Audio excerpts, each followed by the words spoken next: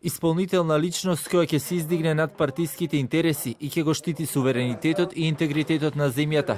Во оваа насока се движат очекувањата на граѓаните за новиот претседател на државата. Велат немаат ништо против да биде и жена, но да не потпаѓа под влијанија кои не се во интерес на државата и граѓаните.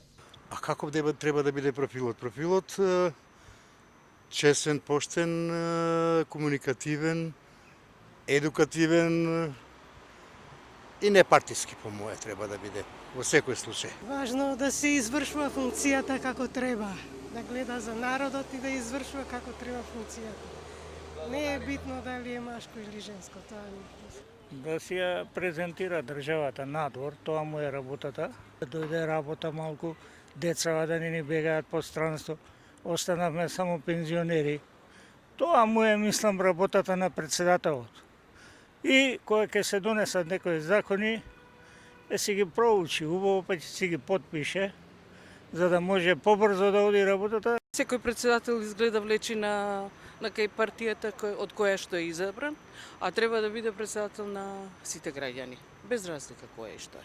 И дел од аналитичарите со слични очекувања тврдат претседателот на државата треба да биде коректив на погрешните владини политики, а не партиски послушник. Аналитичарот Благоја Марковски, анализирајќи каков треба да биде профилот на ликот кој ќе седне на претседателската функција, вели дека мора да ги движи евроатлантските процеси и реформите кон вистинска насока.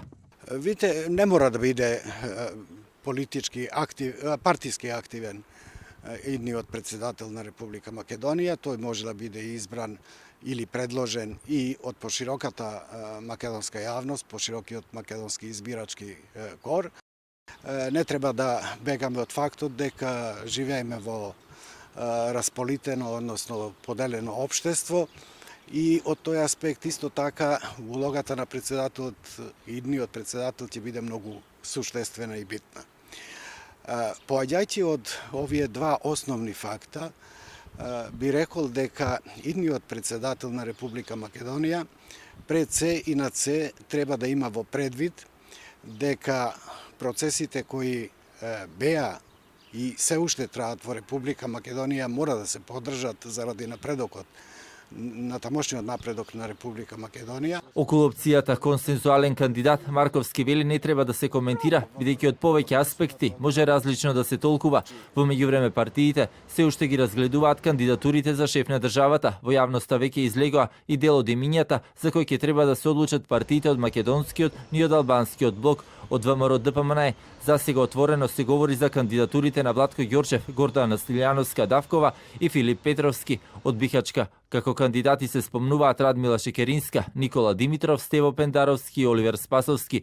Ова го доведува до прашање и евентуалниот консензуален кандидат на владеачката коалиција, со оглед на тоа што во јавноста веќе се лиферуваат строго партиски имиња од СДСМ, а дуј остава под отворена врата и за заеднички кандидат со сите партии од албанскиот опозицијски блок. СДСМ утре или најдоцна до понеделник ќе ги разгледа и кандидатурите за претседател, а на извршниот одбор ќе треба да одлучи и дали ќе трча пред времен парламентарен изборен маратон.